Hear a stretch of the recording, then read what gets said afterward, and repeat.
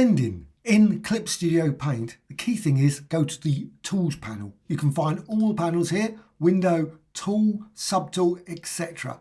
And this is the key panel, and there's the key tool, Blend. Now with Clip Studio, you've got quite a lot of panels. Here, you've got the Tool property as well as the Subtool. So probably Subtool is the next one you have to go to. These are all like the defaults. So you've got your Blend, Blur thing, and that's the section you need to go to, the Blend.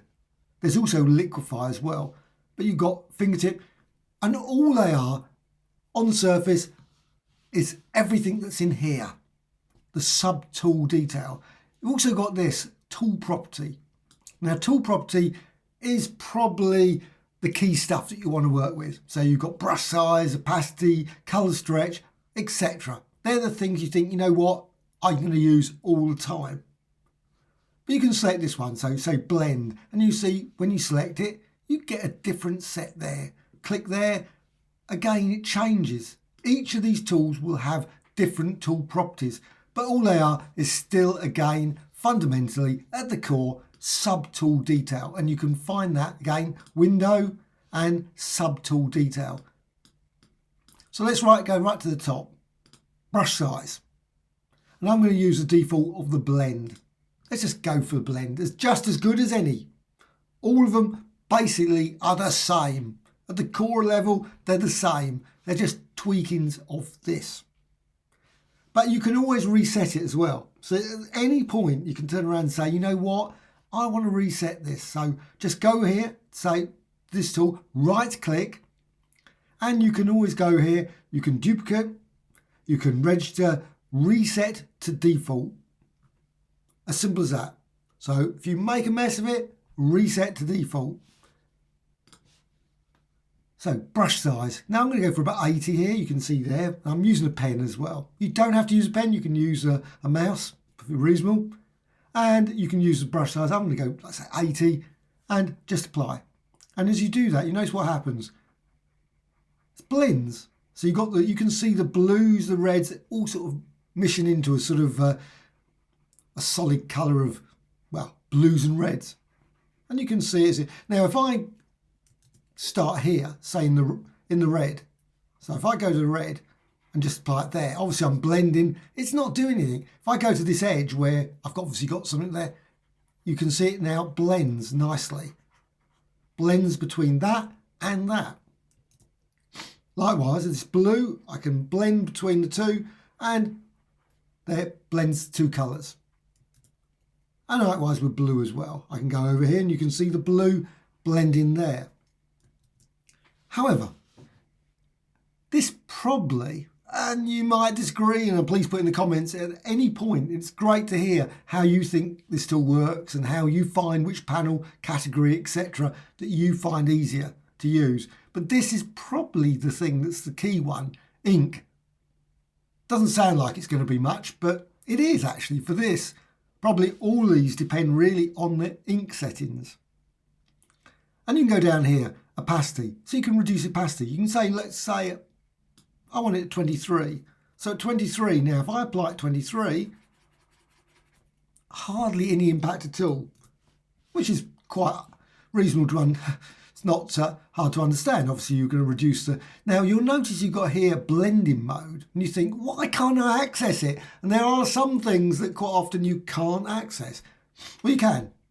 Just turn this off. Colour mixing off. And as soon as you do that, but you lose the blending feature. So obviously, it's probably not what you want, but you can do it if you want.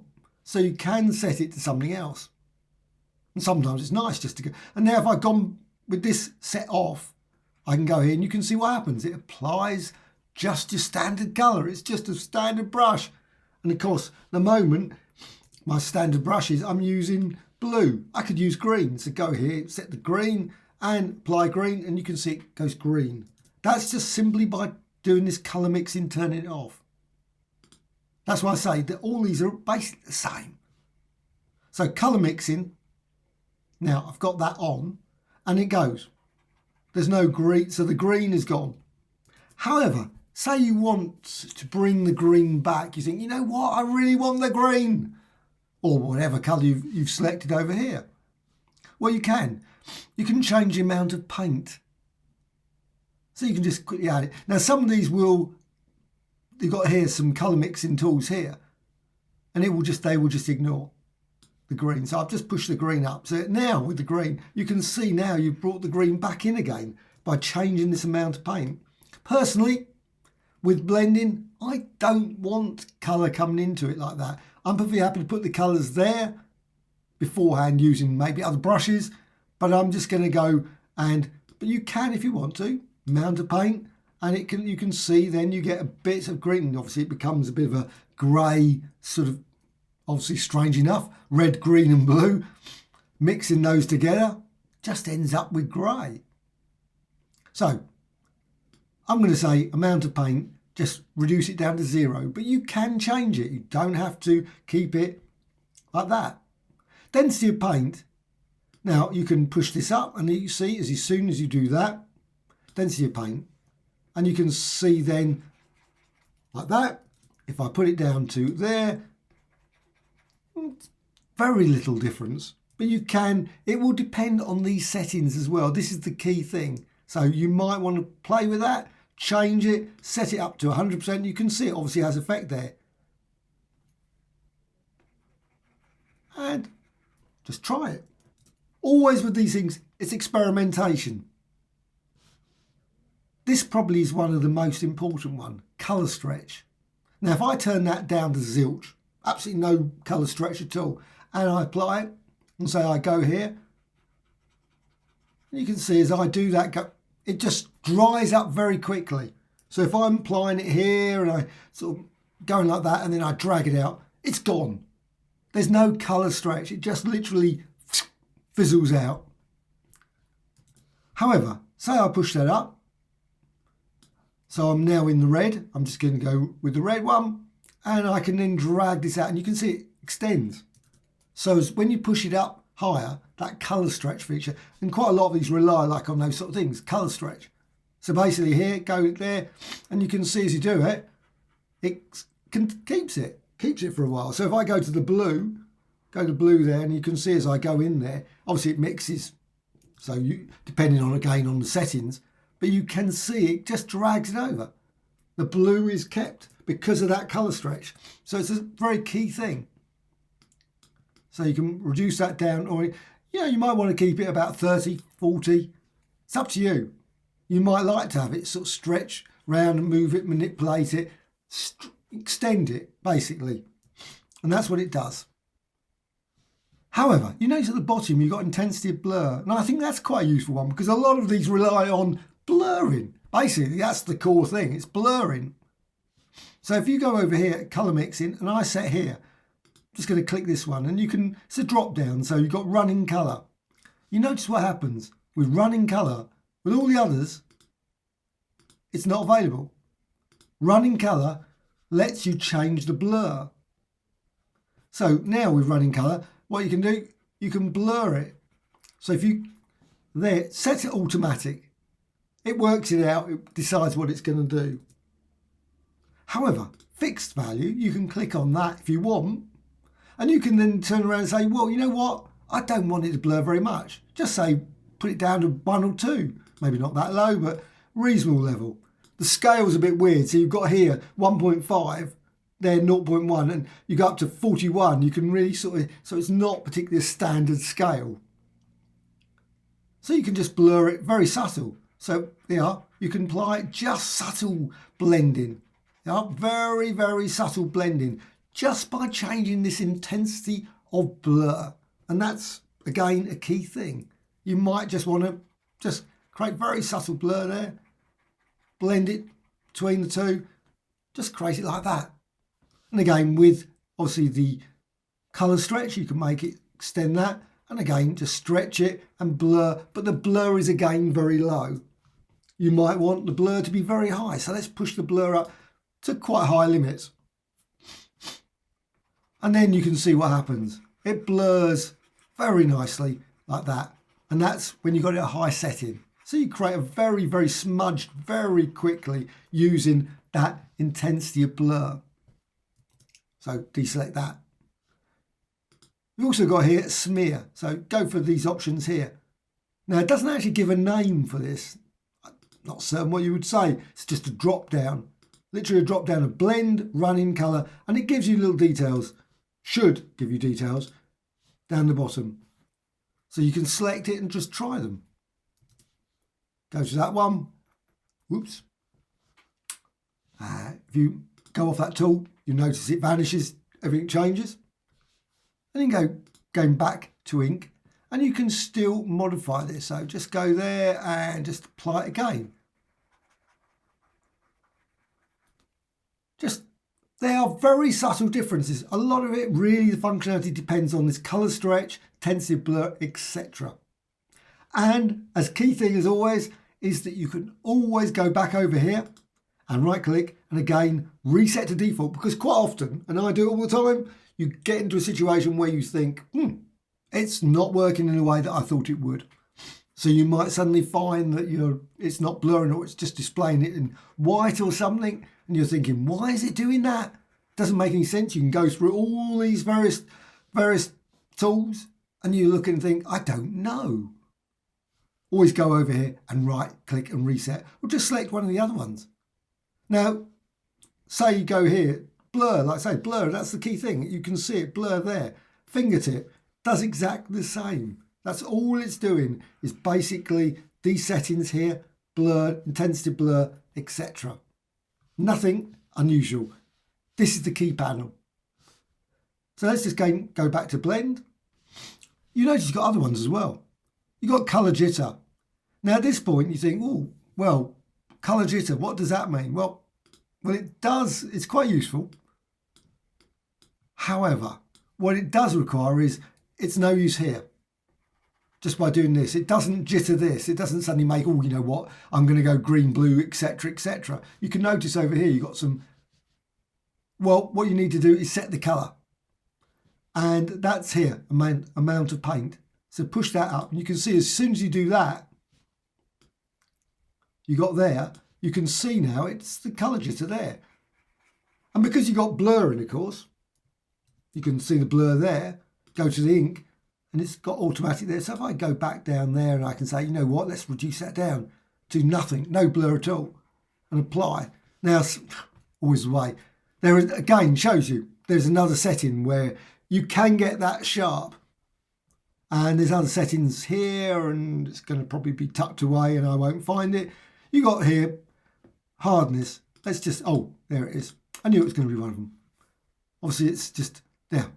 But you still got a slight bit of blur in there. And again, you can see, you can, look, I must admit, I've done this hundreds of times, these things, and it's still, you do them occasionally, you think, oh, you know what, that works slightly different than the way I remembered it last time. However, you can see there the result of that. And again, that's using that colour jitter. So this bit here, the blur, if you push that blur up there, has no effect on it.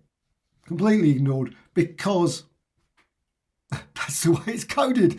That's always the way. Even though you'd think if you just reduce there the amount of paint down, then obviously it's going to start to look a bit more blurry, etc. It's odd. There's odd quirks in it. You think,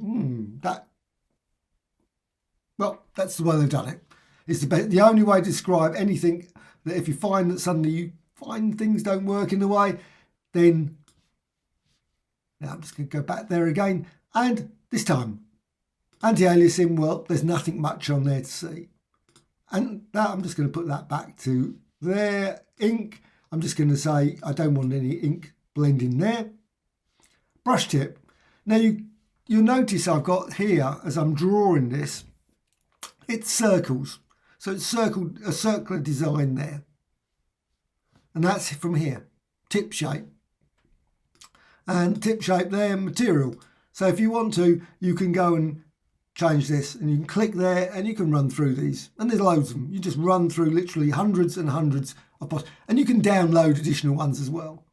So you've got a whole range of different ones there. And I'm just going to select one. And you might find that it works well and makes sense. And it might just ignore it. Now that may be the heart in there. I'm certain it is. Can't see any difference particularly. Looks still drawing it much the same before. But you can set that one, say. And so on and so on. You can just try them. And of course, the result will change the end result. Just by changing here, you can see the brush tip. Personally, just as easy to keep the circle, but you can get different designs using different ones here. And you can also modify here the thickness. So you can make it a thin, or you can change the brush density and those sort of things. And again, it will have an effect on the end result, how it smears and blurs. And again, always with this, right click and reset to default if you don't want to use what you've got. Spraying effect. Now you've got spraying, you can use spraying as well.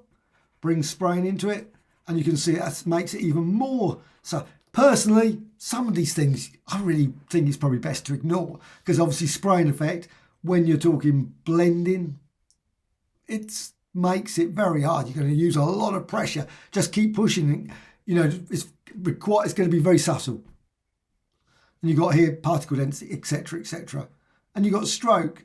You can set those as well. Now I'm going to turn that off. You can always turn these things off. You've got texture. And you notice you've got here, over here, you've got textured blender.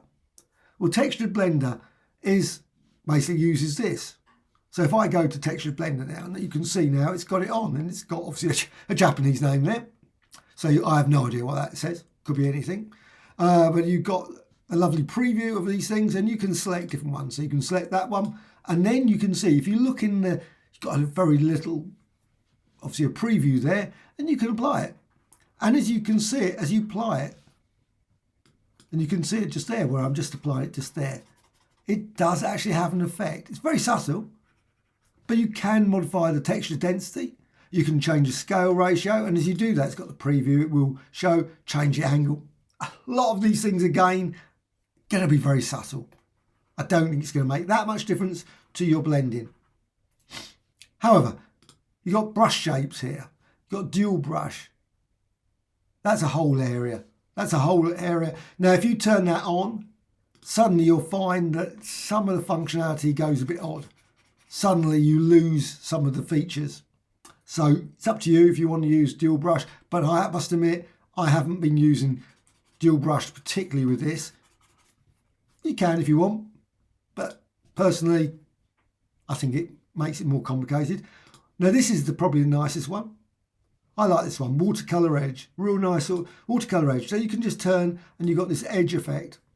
Now you can apply it, and as you do that, you notice where you get this weird black line around it. And that's just change here, watercolor edge. You can blur it. So maybe you might want to say, you know, not have it so blurry. So, and you can see it obviously a lot sharper there. And you can change the opacity, or you can change the darkness. So you might not want it so dark an edge. And then you just got very subtle watercolor effects, just like that. And you just sort of, which maybe is more realistic personally. Process after brush, and you can, now you've got erase. Again, probably not much use. Correction, starting, ending, etc. So you've got a whole range of different options there. Now there are, again, as I point out, is that sometimes you can go and set things and suddenly you'll find that things work in an odd way. And I've found that quite a few times when I've been running through these, just going through various things. However, key thing, I think, is this one, the ink. So ink, and you can apply it. And again, just go over here. If you want to, just go with the default ones. And you can see the result there, just nicely smearing it. But the key thing is, you can manipulate them over here. That's the key thing. Any of these things can be changed just by changing over here. Color stretch. If you want to reduce this color here, the fingertip, you think, you know, it's too strong, just reduce the color stretch. And you can see as you do that, it just goes down. And then as you drag, it's not so intense. Or you think, you know what, I want it to be really extreme. And now, then you can really see that obviously you get but at this point you probably can see that the brush, you might change the brush and you'll get a different result. And so on and so on. And sometimes it might actually just cause the system to go very slow. So that's running through all of the features of the blend. Please check it out. Any comments as well, please put in the comments. It's really great to hear what sort of things do you find when you use this blend feature. Do you find certain things work in unusual ways? Have you found things you can really, you know, really amazing features? I'm certain that you could probably use it with some of the other tools of this as well. I'm certain Blend is not just for Pliant, just like this. Whole range of different options using this subtool detail that you can explore, but there's a lot more when it comes to Clip Studio Paint. Please put in the comments below. Always great to hear from you. Thank you much.